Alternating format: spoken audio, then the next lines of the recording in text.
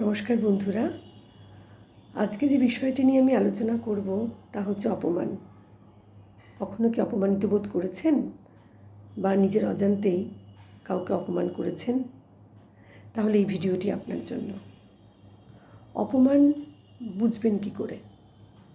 প্রথমেই দেখবেন যে আপনাকে অপমান করবে সে আপনার দুর্বলতাটা নিয়ে বারবার বলবে, আপনার দুর্বলতাকে নিয়ে বারবার খোঁচা দেবে। আপনি বুঝবেন সে আপনাকে অপমান করছে।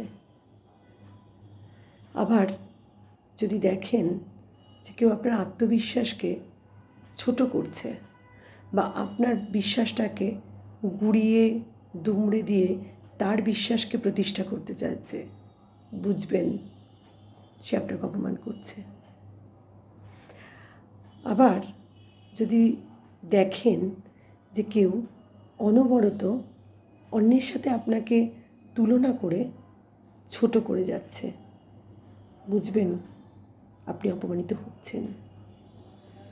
শুধু আমরা অপমানিত হই না, আমরা কিন্তু অপমানও করি।